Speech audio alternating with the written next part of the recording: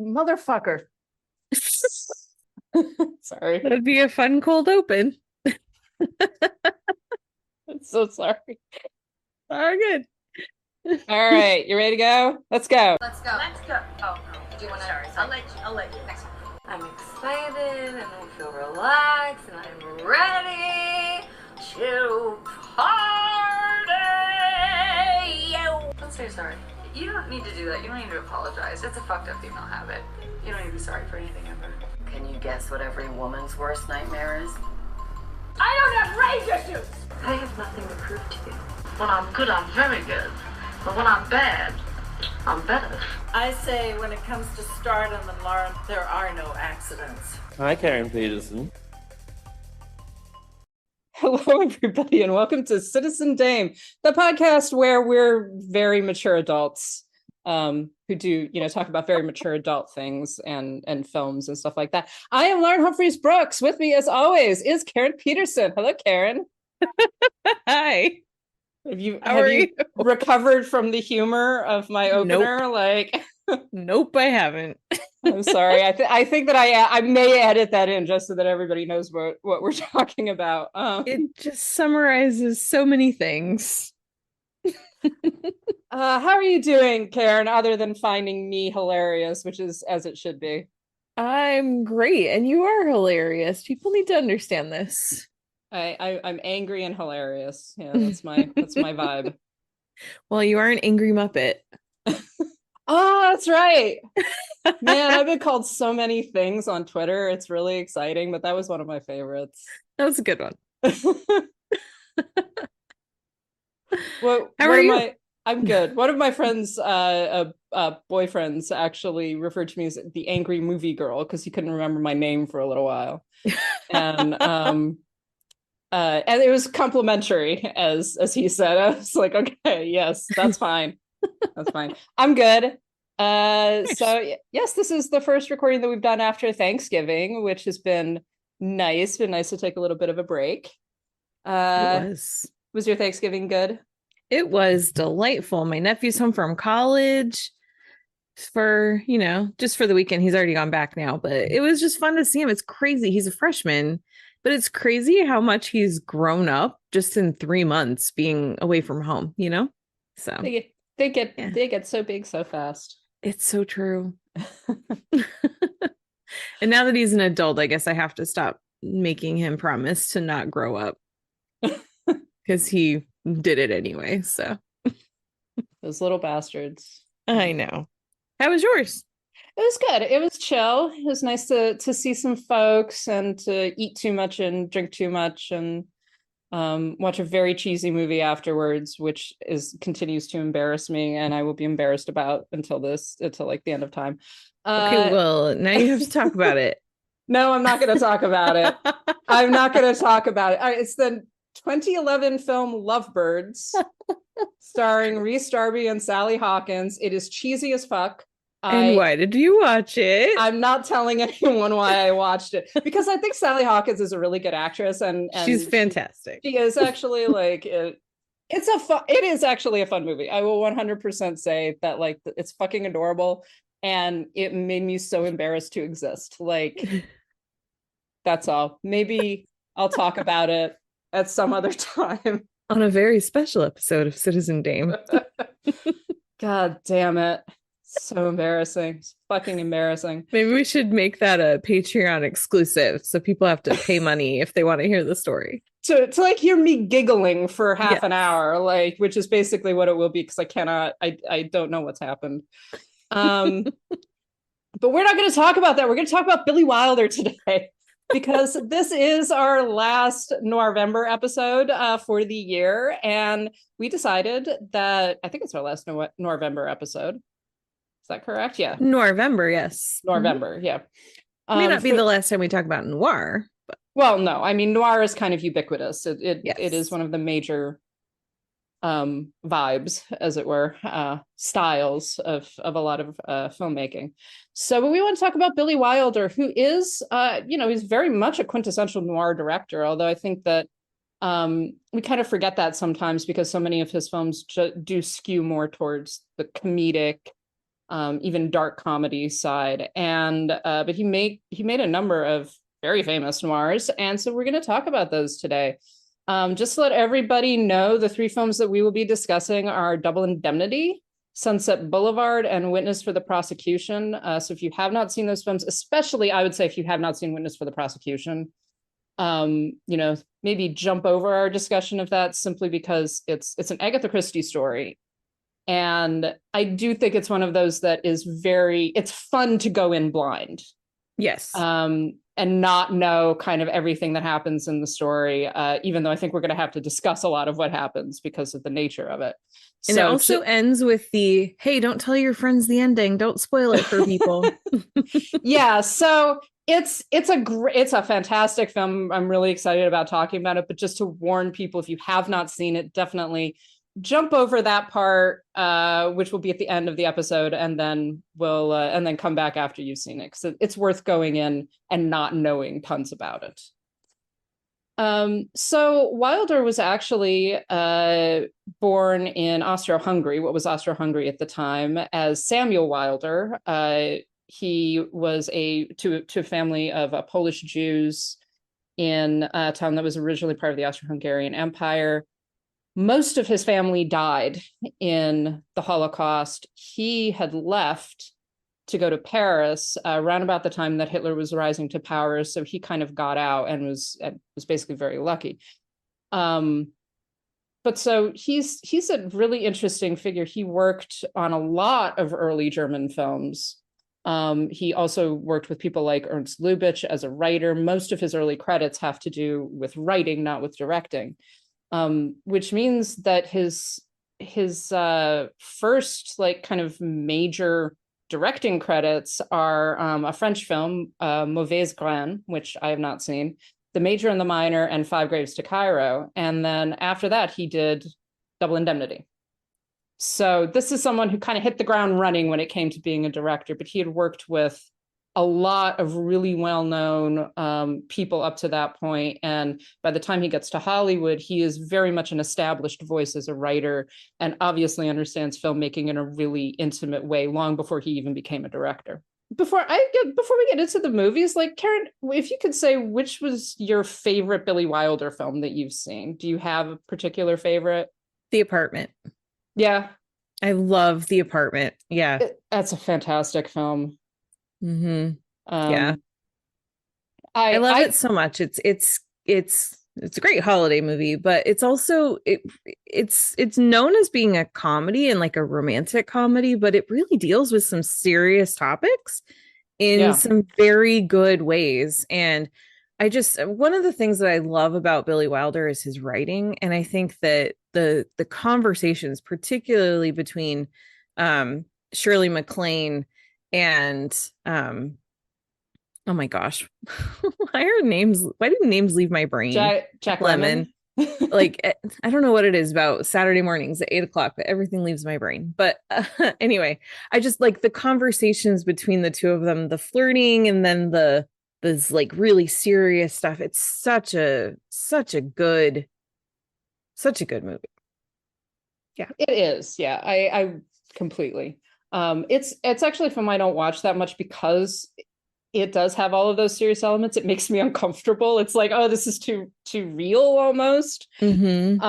And it's sad. There's like, I mean, there's attempted suicide in that film. Yes. It's very real. And one of the things I like about Wilder generally, and I think I will talk about this with the films that we're discussing, is the amount of stuff he got away with in 1940s and 50s Hollywood, because some of the subject matters and some of the things that actually get addressed are very like serious and complicated and and very progressive topics. I mean, my favorite Billy Wilder film is Some Like It Hot, which I think we've mentioned before. It is just such a wonderful film in so many different ways. But I mean, that film ends with a pretty clear implication that two men are going to get married. And it's a joke, and I think that's part of how he gets away with some of that. He's like, oh no, it's a comedy, it's a joke. And it's like, but it isn't, and we know that it isn't. It doesn't feel like really a joke because we've seen everything that has come before that. And he does manage to, like, in his writing and in his directing, he does manage to get away with doing some of those things that I think that there are a number of other directors that just couldn't, that just wouldn't have been able to thread that needle. And it's really a testament, I think, to his abilities. Yeah, I really do think that it's because of the way that he writes. He writes in such a way that sometimes if you're not really paying attention, it's easy to miss what he's actually saying, because there's text and there's subtext, and he's a master at subtext. But he also writes in such a way that you don't necessarily want to overlook what he's really saying. And even if you don't, like, you know, even if some people don't agree with certain elements, like, it's so engaging that you can't help but enjoy it anyway and be entertained by it. He's great. I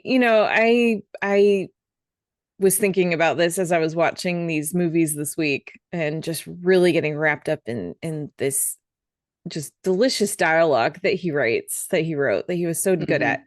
And I was just thinking about how, like, I think Aaron Sorkin, current day, he's good, right? He's kind of falling off a little bit, but like back in his heyday in the 90s, like, he would write really good dialogue and just like really juicy stuff, and it was really fun to like watch people, you know, like The West Wing was one of my favorite shows because it was just so fun to watch these conversations happen.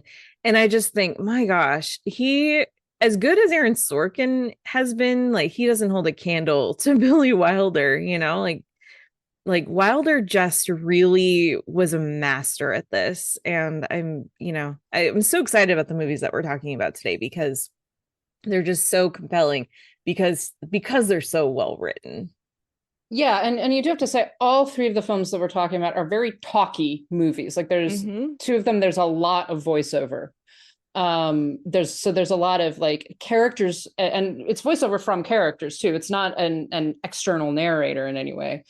So these are very much characters that are telling their story. One of the things that I think is really interesting about all three films is that they are very much about perspective, and whose perspective is being taken, who is telling the story, so through whom are we actually filtering the narrative. And you have to remember that when a film does that, I think Wilder was very aware of that, when a film does that, you have to think about who is the narrator and why they're telling the story, what it actually means, and how we're gaining impressions and understandings of characters through someone else.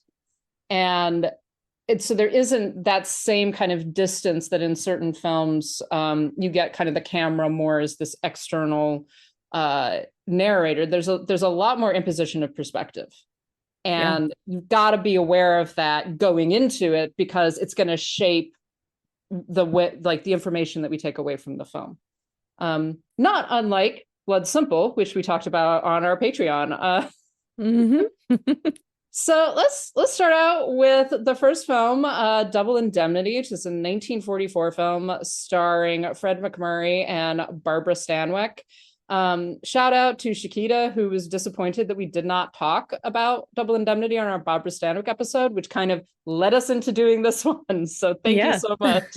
It gives us an excuse to keep talking about Barbara Stanwyck too. And I mean, what a performance in this film, like, seriously. So good. So the film stars Fred MacMurray as an insurance salesman, Walter Neff, who meets Barbara Stanwyck, Phyllis Dietrichson. I like the Wikipedia page describes her as a provocative housewife. That's one way of describing it, but okay. Yes. And between the two of them, they basically come up with a plot to murder her husband, to get her husband life insurance, and then murder him and kind of run away together. And so the plot is about that. One of the interesting things I think of this film is that the whole thing begins with Walter narrating it, right? We get the ending first. Right. No, we kind of know what happens. We don't entirely know everything that has led up to it, because that's what most of the film is about. But so we have Walter sitting there in his office dying, and it's quite obvious that he's dying. narrating the story of what happened between himself and Phyllis and how things have all come to this pass for his friend, played by Edward G. Robinson, a claims adjuster, who's also like, I mean, Edward G. Robinson is so good in this. He's just delightful to watch. So again, that whole thing with perspective, it all starts out from Walter's perspective, and the film takes Walter's perspective throughout the entire narrative, because it's the story that he's telling. Right. And so that's one of those places I think it's interesting what we see him seeing and how he interprets it. And the most obvious to me is that opening sequence with him and Barbara Stanwyck when she comes to the top of the stairs. So do you have thoughts on that beginning, Karen? Of course I have thoughts on that beginning. No, I love, this is again, just to say Billy Wilder as the writer is so good, because he sucks you in with this really interesting opening where you have this, like you said, this obviously dying man who is giving a confession, and you're just like, wait, what? Like, it really just pulls you in, because he seems like a pretty upstanding guy, but he starts confessing to some really dark stuff. And then it goes back to, a year ago, what had happened. And this first meeting, it's, I think, one of the things that makes this, besides Barbara Stanwyck being just perfection, but I think that part of the reason this also works so well and why you get pulled into it is because Fred McMurray as Walter, he's also just such a doofus. But one that you want to learn more about him and like how he got himself into the situation. But everything he does from the beginning, it's like he just makes really dumb choices, and it's clearly just because he's so captivated by this alluring, beautiful woman. And so everything that happens out of that is really just because he's completely hypnotized and mesmerized by her. And I really love the way that they are introduced, the way that it's staged, the way that it's filmed. I think it's so great. Well, yeah, exactly. She comes to the top of the stairs in a towel, right? And so that's the first kind of image, and it's not a clear image either. Like, it's very obviously from his perspective. Yes. But the first image we get is this gorgeous woman, because she's Barbara Stanwyck, in a towel, through kind of the bars of the stairway, the landing, that she's walked in front of. And then she comes back out, she gets dressed, and she comes back out, and she comes down the stairs, and there's this whole perspective on the anklet that she's wearing, and this real focus on it. The whole thing is like just incredibly sexual. But yeah, I think one of the things that does make the film work is that Fred McMurray is a doofus. Like, he's a doofus who obviously thinks that he's irresistible. Right. And that's part of it, is that, and again, his narrative is very much like, oh, she was like into me within the first minute we met. It's just like, I think that she knew you were a mark there, bro. Like, like, she saw you looking at her, and I was like, well, I can fuck this guy's life up. Like, this is going to be easy. And I do think that's intentional on the part of the film and on the part of Wilder, because we know, I think part of it is that the character of Walter doesn't know what kind of movie he's in, but we do, right? We know what the story is. We know this woman is dangerous. Like, the minute she's on screen, it's like, she's dangerous. She's going to try to kill you. She's going to fuck up your life, etc. And of course, he doesn't know that. And the result is that the audience is in this stronger position than the character, but is also able to kind of see Walter himself a little bit more clearly than he's able to see himself. And to be able to say, like, he's a doofus, he's getting himself into a situation really quickly that he's not going to be able to handle. And that all works through kind of showing her, and even her behavior is not particularly flirtatious with him. He's pursuing her. She's just kind of like, who are you and what are you doing here? Right. Sorry, yeah.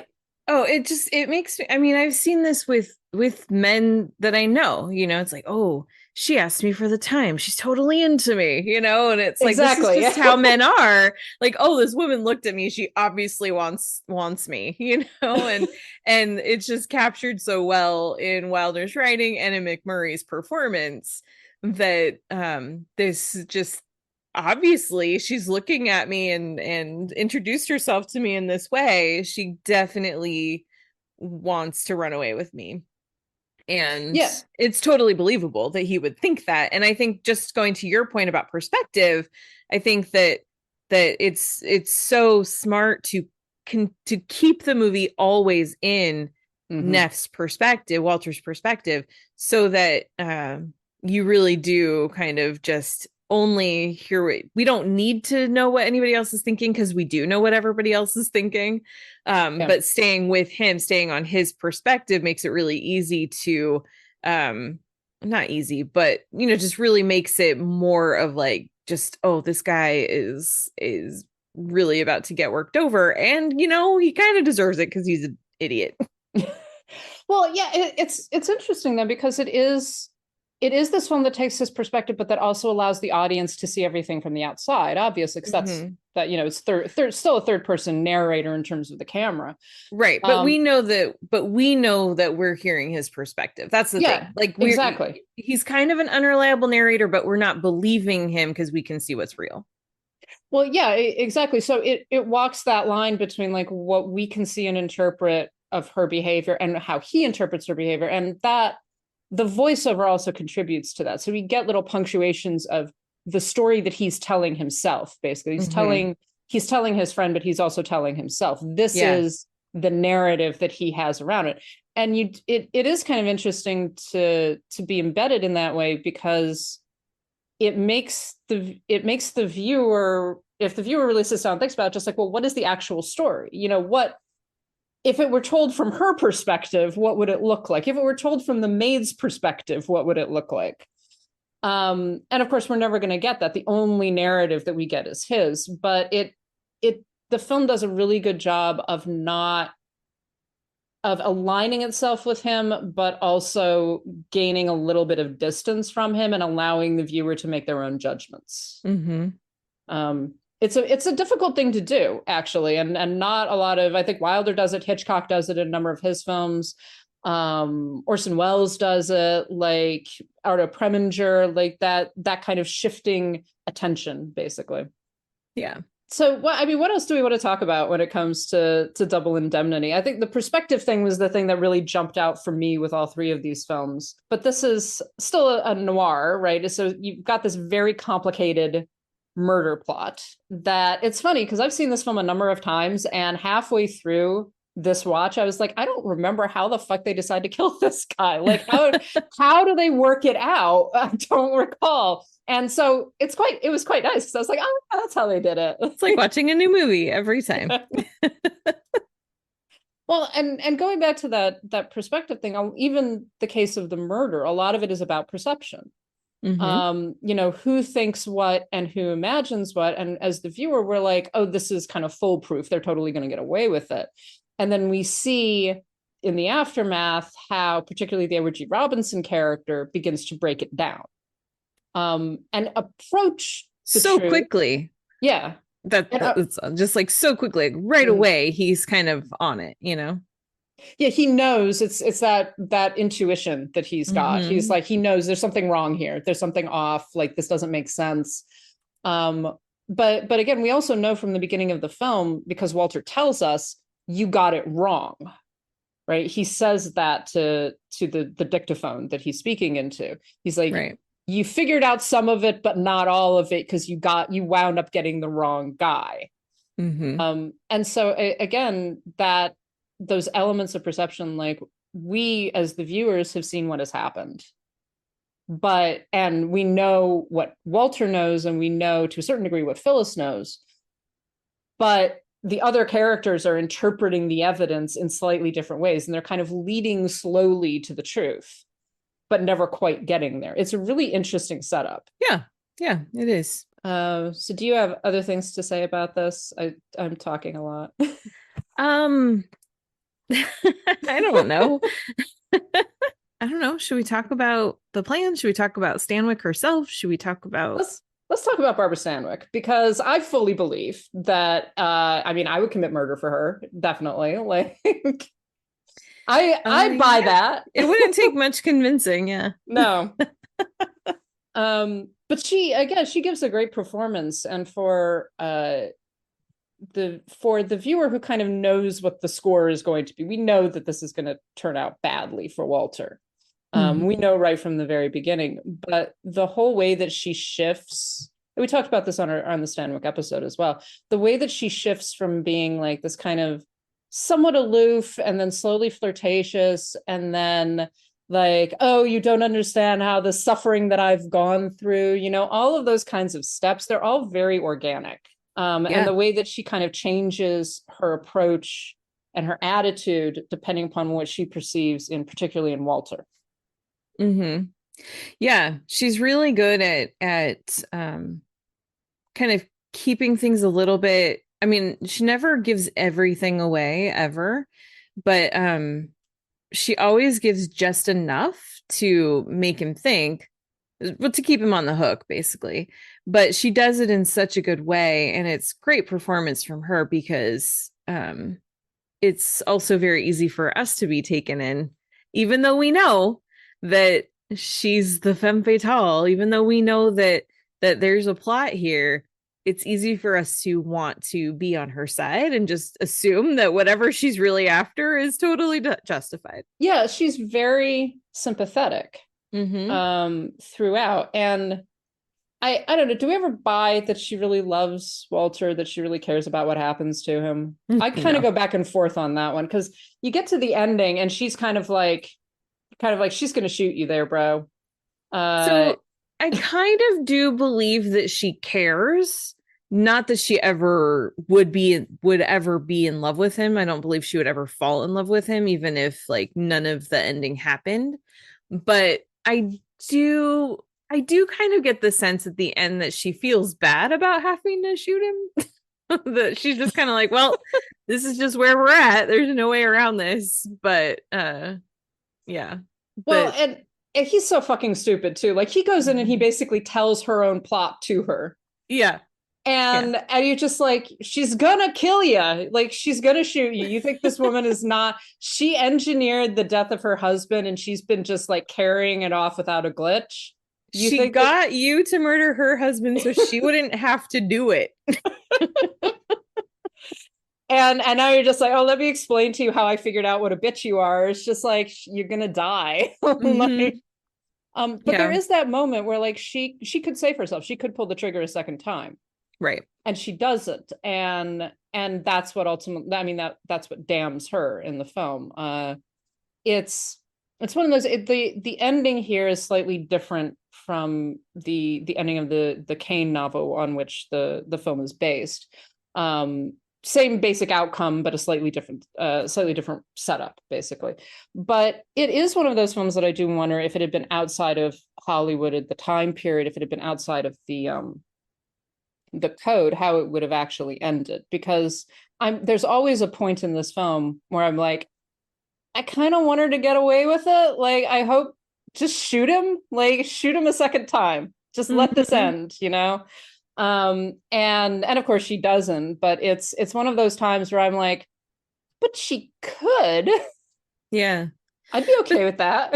Yeah, but that's where it's like, I also think if he hadn't ever come over and confronted her, she wouldn't have gone after him either. She wouldn't have tried to get him killed because he knew. And that's where I think she does have some sympathy for him. And I think that's why she doesn't pull the trigger a second time, because it's not that she wants him to die. She's definitely not in love with him, but I do think that she has kind of a soft spot for him where she, you know, she's sympathetic to him, and that's why she doesn't shoot him again and screws herself over. So don't have sympathy, ladies. It's not worth it. If you're gonna commit murder and use a guy as a dupe, definitely be certain that you're comfortable killing him. Like, get rid of all the witnesses.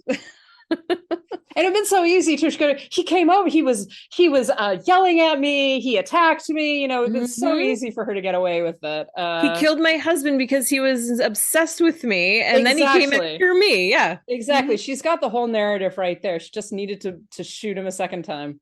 Yep. So sorry about that, Barbara Stanwyck.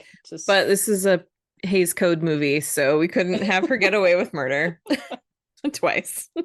Dang. I know. So anything else about Double Indemnity before we move on to a film that you love?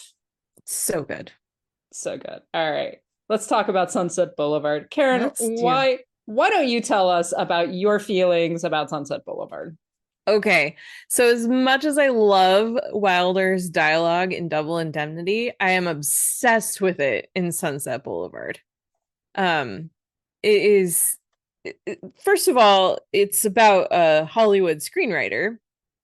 And so it's like, and he's also, much like in Double Indemnity, he's the narrator of the story. Although, unlike Double Indemnity, where the narrator is dying, in Sunset Boulevard, the narrator is dead. He starts the story where he is lying dead in a pool, and he tells us how he got there. And I think that setup is so fascinating. And it's unusual. It is very unusual. It is so unusual, especially for the time period. I mean, this is 1950. Like having your narrator explicitly too. It's not like it's the twist at the end. We see him in the pool dead. Yeah. And it's very much talking. Like well, I bet you're wondering how I ended up here. It's very like record scratch kind of. Yeah. Yeah. And of course that writer is William Holden, who's playing Joe Gillis, he's had a little bit of success in his screenwriting career, but he's fallen on rough times. He's about to lose, like they're after him to get his car. He's getting it repoed. So he's hiding it, and he's running away from the repo men and ends up at the home of Norma Desmond, who was a silent movie siren, big star who has kind of disappeared from view. And she's played by Gloria Swanson, who sort of went through a similar arc. She didn't go crazy like Norma Desmond, but she went through a similar thing. She was a popular silent movie actress and then just kind of disappeared for a while. And so she gives this great performance as she becomes increasingly unhinged. Well, actually, no, I don't know if she becomes increasingly unhinged or if we just see more and more of it as it goes. I think she's already pretty much gone by the time Joe meets her at the beginning of the movie. She's pretty off, although she's not like, she's delusional, but she is not crazy delusional. And I'm saying like, yeah, she's got mental issues, right? She hasn't completely crossed over to where she is at the end, which is she is completely like unhinged. She's not there anymore. She's not there anymore. Yeah. And it turns out she's basically just been living alone in her mansion with her servant Max, played by Eric von Stroheim, and it's just the two of them, and she's been very isolated. Hollywood has forgotten about her, and there's just, I think what I love about Sunset Boulevard, apart from the, like, in addition to the interesting setup, is I just really love this this view of Hollywood, and the kind of, obviously it's all ratcheted up. It's not literally accurate, but it really does dive into some very interesting and true things about the way that Hollywood turns its back on people, like, so quickly. You could be in one day and you're out the next, and Joe experiences that, and he can't get a movie made despite having some success recently. And then you really particularly see it with Norma, and how she was a huge star. She's rich, and she has just been completely forgotten. And there's a really great scene we can talk about in a minute involving Cecil B. DeMille that I think really drives home everything that we need to know about Norma Desmond. So that's why I love Sunset Boulevard. I I completely understand. It's not a film that I've watched a lot. I've seen it a couple of times. It's actually been like this time. This was the first time I'd watched it in a while. And so I'd forgot there were a huge parts of it that I'd forgotten. I remembered the setup, and I remembered a lot of kind of the big famous scenes. But yeah, in terms of it really being in dialogue with the Hollywood of its time period, it's very much contemporary. It's set more or less in the contemporary moment of Hollywood. Yeah. And it's very, very deliberate about the casting and about the dialogue that it's having with Hollywood history and stardom. Because you do have, like, Gloria Swanson is the most obvious one. She is this huge star of yesteryear kind of thing. She's not that old. She's 50. She looks fucking fantastic. If you actually look beyond the makeup and the crazy eyes, you just like, you look great there, Gloria. Yeah. Like, and she actually was 50 when they filmed it. So. Yeah. Yeah. But then you also have all of these other characters. You've got Buster Keaton shows up briefly as one of the bridge players. I think it's H.W. Warner, who's Cecil B. DeMille's Jesus in King of Kings in the 1920s. So, and then Hedda Hopper. Hedda Hopper is there. Oh, no, I'm blanking. Oh, of course, Cecil B. DeMille, but Eric von Stroheim. So you've got these very recognizable figures who would still be recognizable in 1950 and are still recognizable today, of like these people that not have been left behind necessarily. Like DeMille was still working, von Stroheim was still working, but are very much associated with that earlier period of Hollywood. And then let's talk about the conversation that with DeMille and the kind of, it's one of the few times that we really get insight into what happened to Norma, because we don't get tons of her backstory. Like, we know that she was a big star and that she's not a big star anymore, and she kind of receded and hid. But we never really get why that happened, except in that conversation with DeMille. Yeah.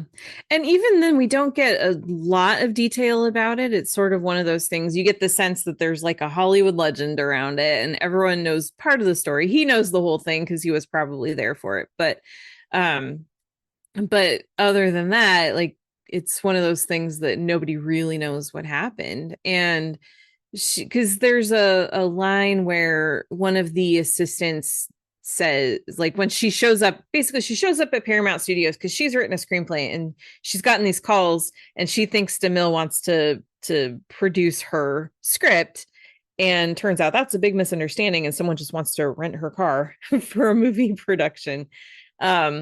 But when she comes to the soundstage where DeMille is working, everyone sees her, people recognize her, and they kind of all gather around. They're just like, wow, it's Norma Desmond. And she has this moment in the spotlight again. And someone says to DeMille, off to the side, like, oh yeah, I heard she was really difficult, which it's like, that's a death word, even today. And so just the fact that this is something that women were branded with, 80 years ago, 70 years ago, whatever. But anyway, so then when DeMille says, no, not really, except for, at the end. And so you get this sense that something had happened, and then he talks a little bit about it, but she had just been kind of this, this amazing actress who then got to the height of her career, and things were changing, as talkies were coming in, and that was where she just kind of started to lose it. And there's a lot of times where she's reminiscing on her career and complains kind of about the introduction of sound into movies and how that kind of ruined everything. And so you really get the sense that she just couldn't adjust with the times. And but I love DeMille and how compassionate he is, and how he won't let people say things negative about her. Just like, no, hold on, you need to understand. Yeah, the world has moved on without her, and that's been very difficult. He talks about like knowing her since she was like 17 years old and like remembering what she was on the screen and all of that. And there is a line, and I can't remember the exact line, but where he says like it's about the cruelty with which the press treated her. And there's and it never gets elaborated on. There's not like, oh, let me tell you the tragic backstory. Right.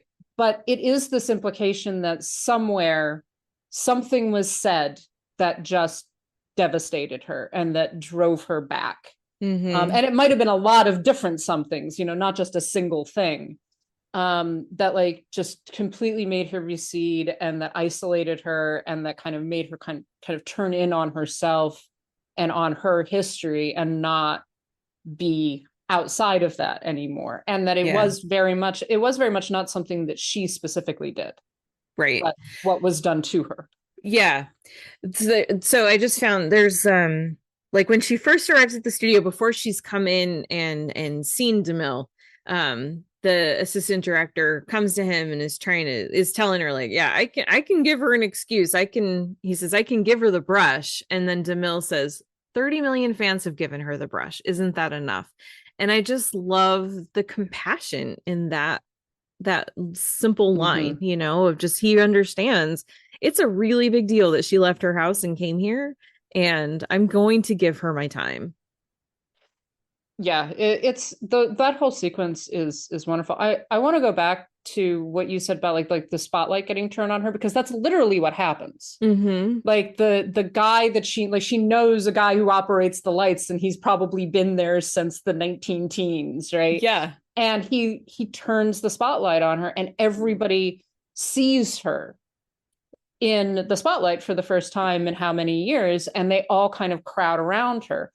And I think one of the things that Wilder does so well throughout this film is that kind of image, that kind of lighting, because there's so much dialogue. Like William Holden's character talks constantly.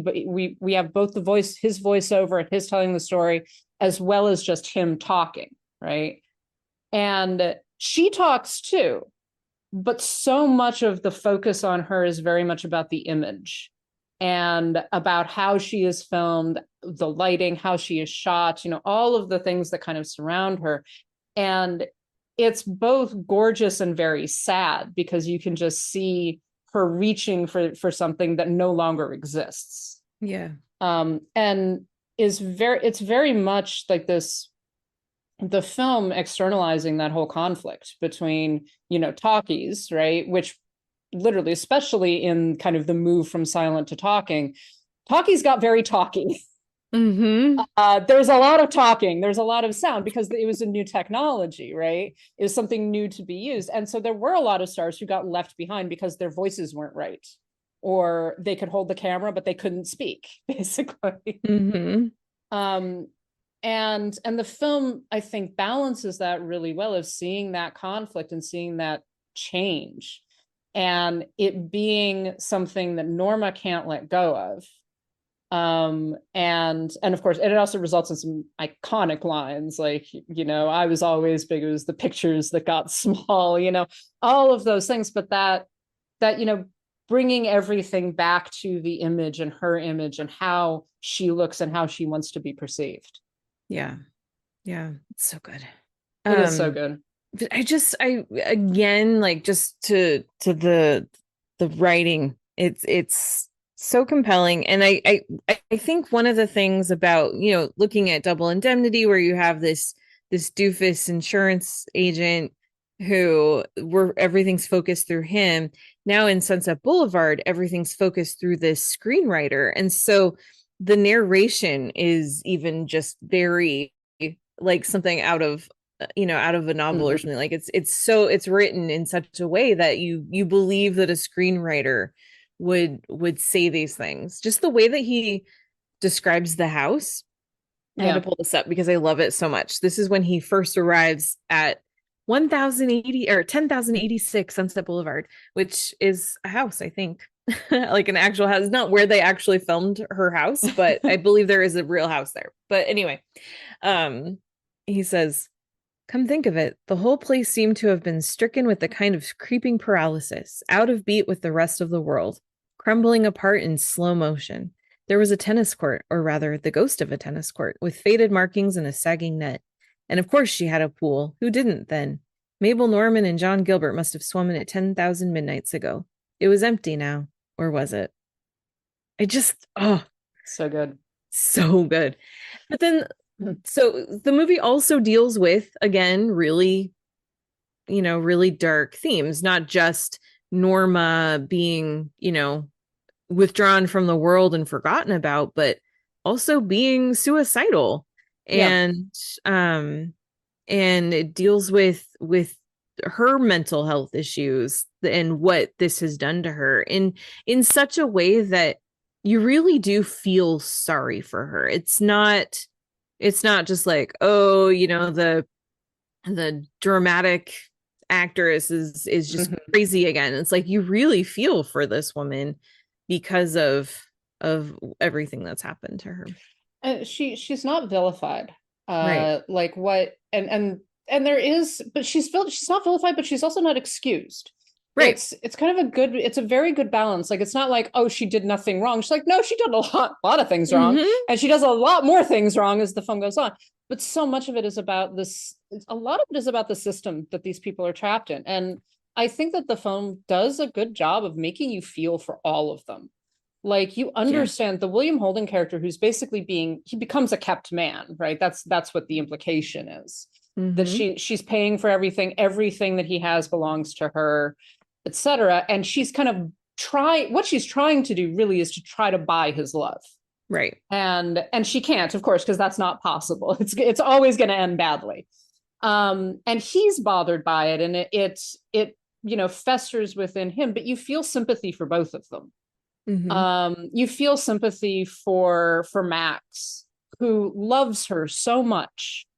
And when he reveals that he was her first husband, it's like, oh, this poor man. But even the William Holden character basically points out we might care about her, but we're doing it in the wrong way, because they keep on lying to her. They keep on letting her live in her delusions, and it's the delusions that get bigger and bigger and bigger. Right. Until finally, when reality sets in. Yeah. Those delusions keep all three of them trapped. Yeah. And then reality sets in, and it results in violence and death and madness, basically. Because of course it does. So yeah, it's a very sympathetic film, and it's a very understanding film for being so dark in so many ways. And I do like the fact that she, as a character, she's somewhat grotesque, but she's not an object of derision.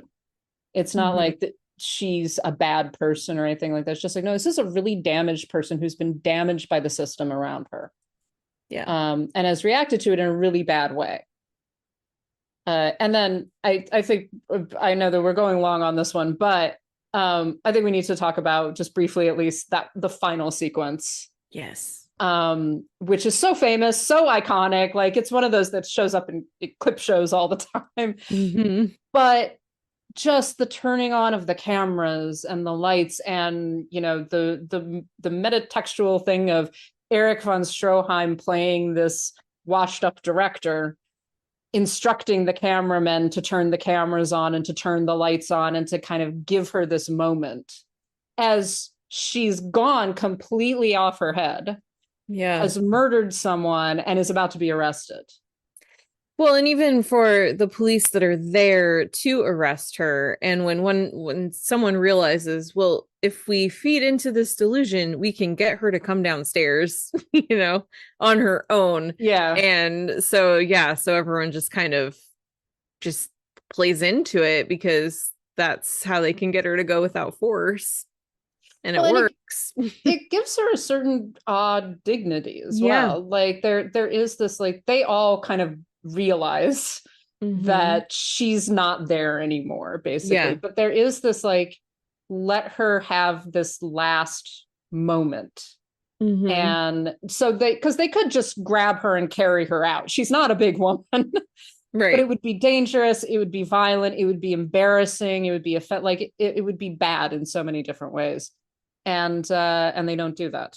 And that final, like, that whole the descending the staircase, and then her breaking character, and then just being like, oh, I'm just so happy to be back, all of those things. It's so powerful and so sad, and just a brilliant performance by Swanson.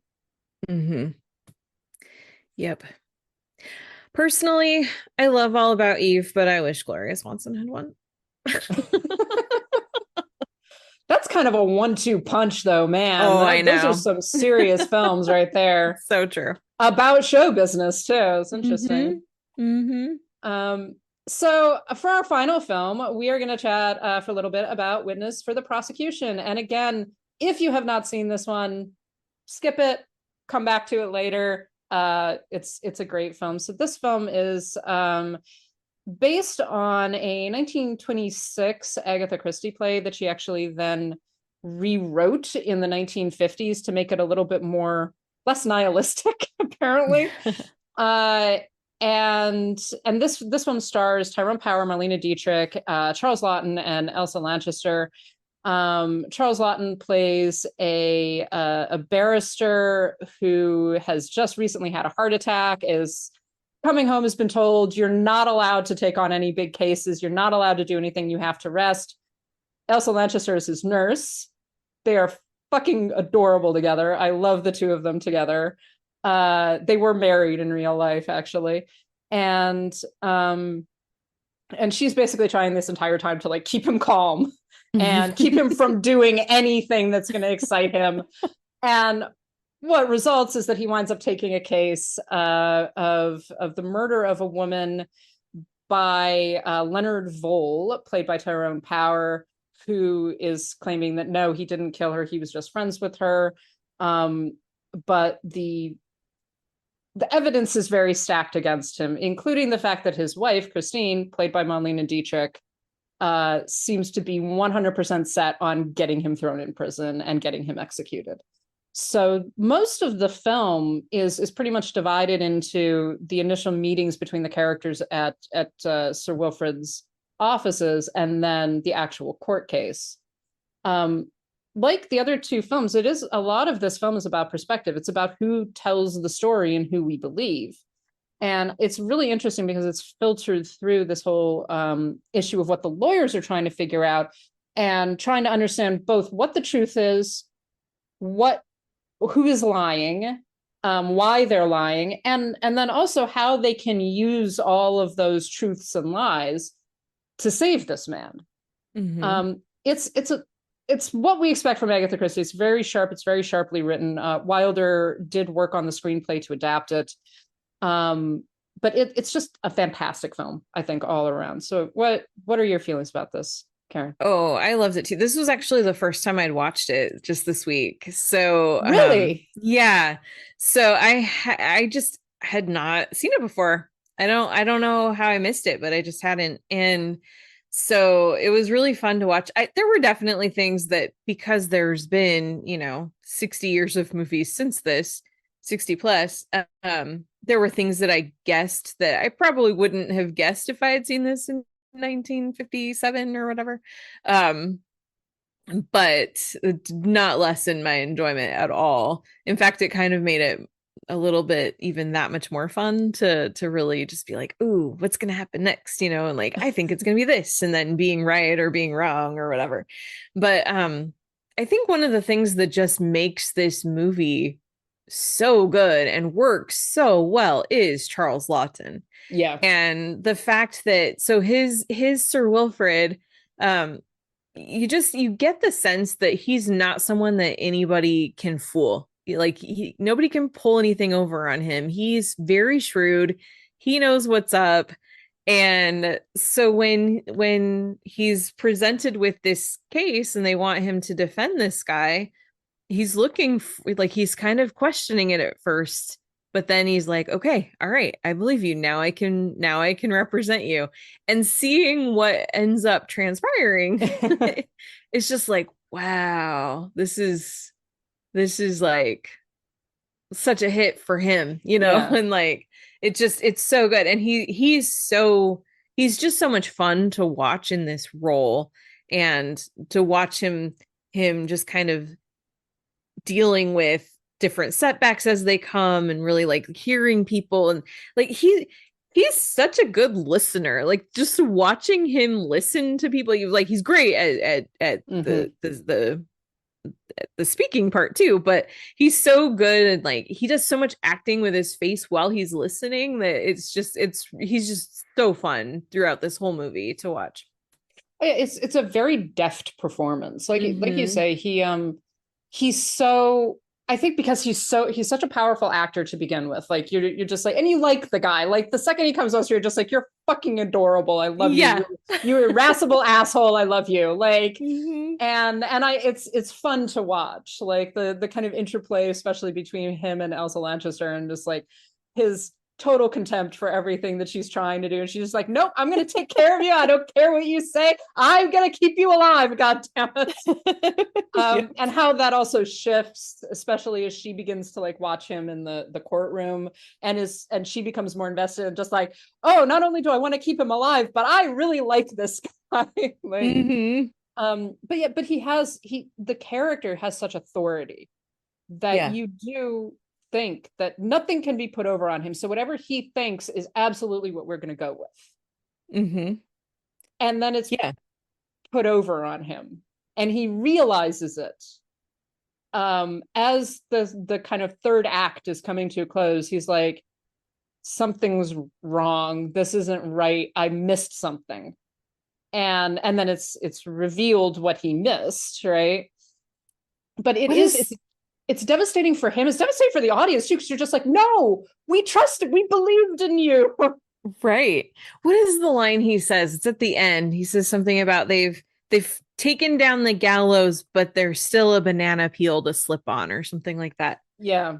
And it's just like, oh, that's like, you just can see he's trying to work it out. He still doesn't know who's really the villain here. He can't get to that on his own, but he just knows something isn't right. And just the way that he delivers that line is just so good.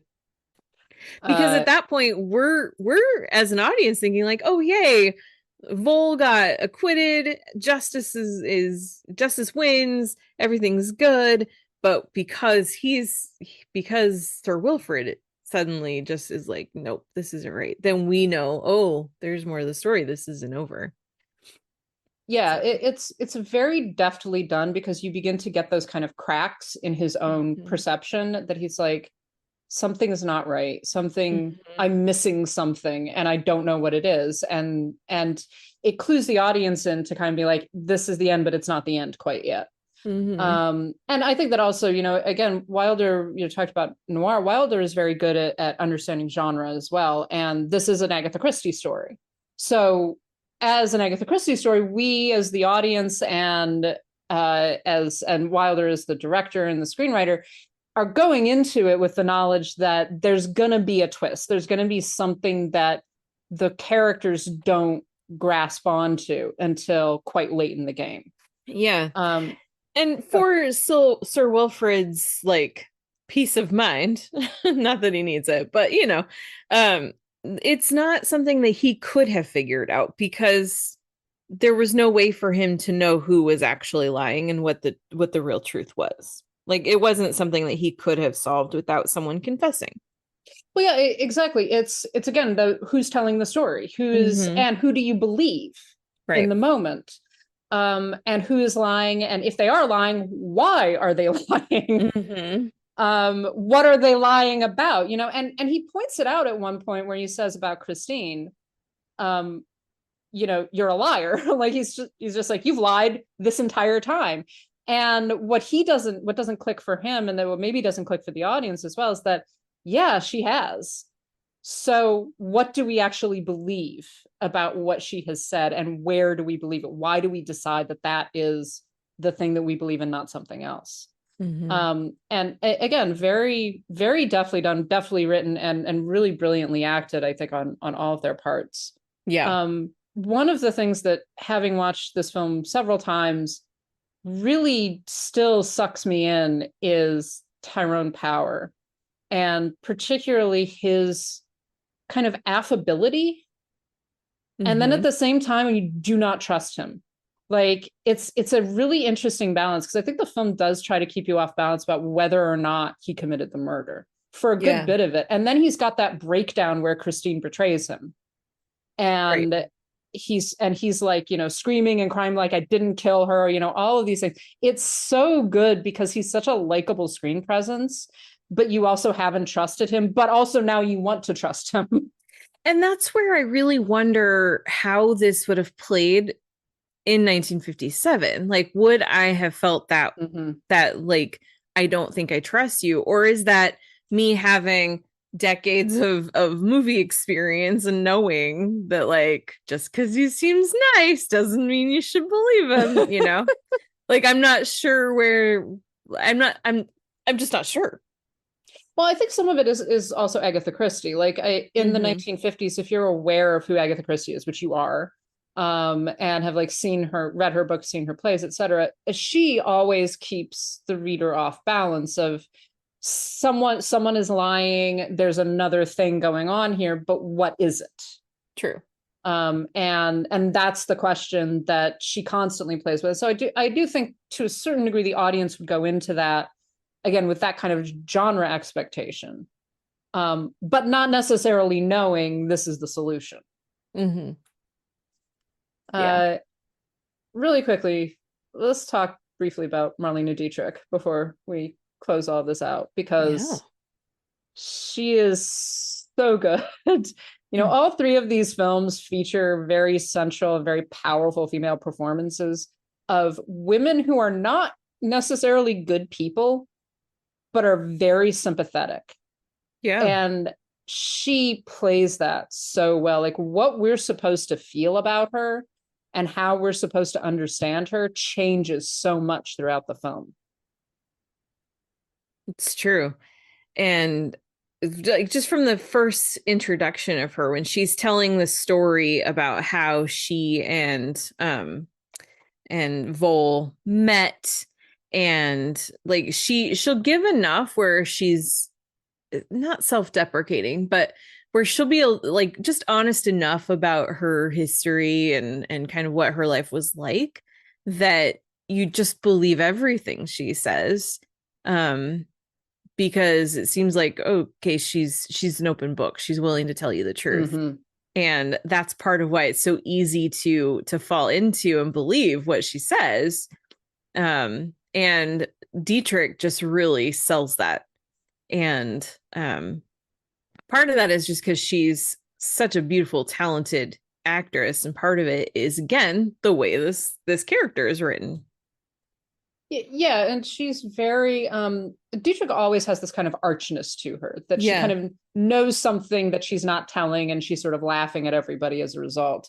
But and that plays really well into this, where she seems so cold initially. And then fairly quickly you see the cracks in that. But again, much like the entire thing is about perception, in seeing the cracks, you're not quite certain what you're seeing. Right. What does it actually mean? And why is she making the choices that she is? The one thing that I think this film does very well, and you know, maybe it's just me, but one of the problems that I think always comes up in filmed versions of Christie's stories is when someone has to be in disguise and they have to be unrecognizable. Almost always they're recognizable. Yeah. It's very hard not to. However, I will say that they did a very good makeup job. And it took me several minutes to be like, I think it is. Like there's just enough question around her like performance of the Cockney lady. Yeah. That I was like, I like literally looked up the cast list to be certain that there wasn't like someone who's listed for that. So I was like, I'm pretty positive that's Marlene Dietrich, but I'm gonna make certain. Yeah. Because that's one of those things where like it's easy to not totally disguise them to clue the audience in, but it's so important, and it has to, like, you have to not be sure that that's her in order for that to work. Yeah, and it's hard to do on film. Like there's so many films that I've seen that try to do that, just like that is, I know who that is. Like, and I've just solved the whole portion of the story. Yeah. And it's not easy, and particularly in a film like this, where again the audience is conditioned to find cracks, to figure out what is actually going on.